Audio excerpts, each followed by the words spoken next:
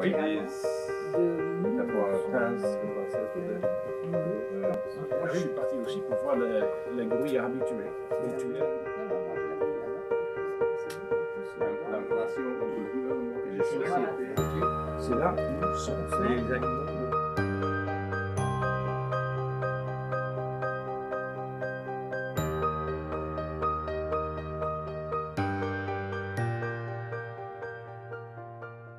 Après la validation de notre premier plan d'aménagement, pour moi, c'était logique d'aller vers la certification.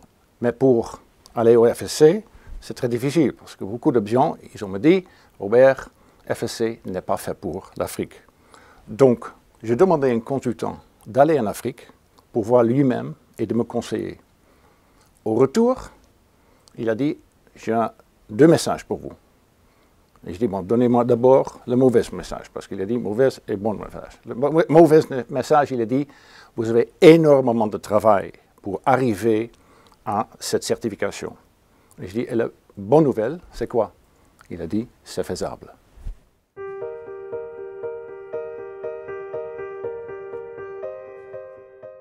Deux points qui étaient pour moi très importants. D'abord, il faut que tout le monde dans votre organisation est à 100% engagé. En principe, ça doit devenir une partie de leur DNA, si vous voulez.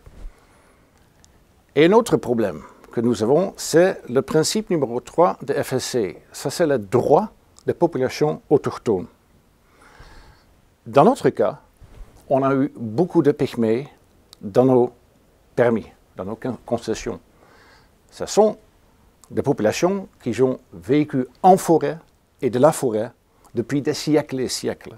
Mais c'est aussi une population semi-nomade.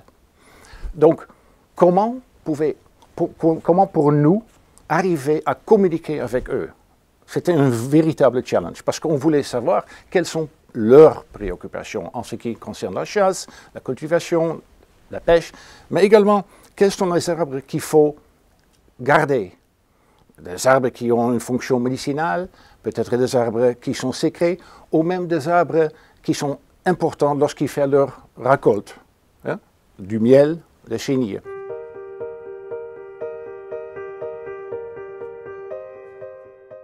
Pour relever ce défi, c'est vrai, il faut être innovante. Hein, et j'ai déjà mentionné ce projet de station de radio, Biso na Biso. Donc, on est venu avec un projet qui est assez innovant. On a dit, OK, on va monter une petite structure de radio, une station de radio qui peut diffuser dans leur langue, la langue lingala. Et la radio s'appelle Biso na Biso. Ça veut dire entre nous. Il faut aussi avoir la patience, parce que vous venez avec des mesures qui n'étaient pas en place auparavant. Il faut également une certaine diplomatie. Il faut parler avec les autorités. Même les autorités, souvent, ils ont eu des doutes si la certification est possible. Donc, je pense que c'est un ensemble. Hein, il faut ces qualités pour arriver finalement au but.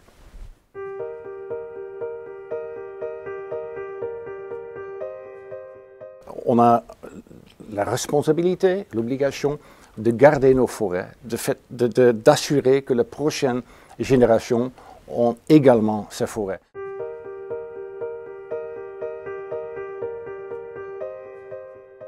Pour augmenter la surface dans les régions tropicales, pour moi, pour vraiment encourager, il faut pour moi une fiscalité incitative.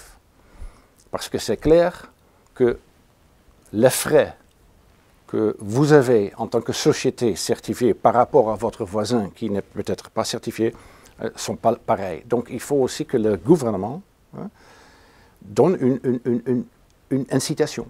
Hein, et ça, on peut faire via la fiscalité.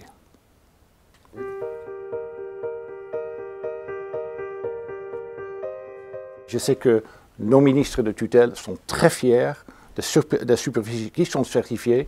Donc, les appuis qu'on a eus en tant qu'ATBT directement et indirectement nos membres, sont nombreuses. Et on est très reconnaissant de tous les bailleurs de fonds. C'est l'AFD, c'est le FFEM, le Communauté européenne, IDH, FAO, et il ne faut pas oublier le coaching de PPE-ECF, et c'est le coaching vers la certification qui est très important. Le rôle des autorités dans le bassin du Congo, pour moi, c'est d'assurer que cette pied d'égalité sera pour tout le monde pareil.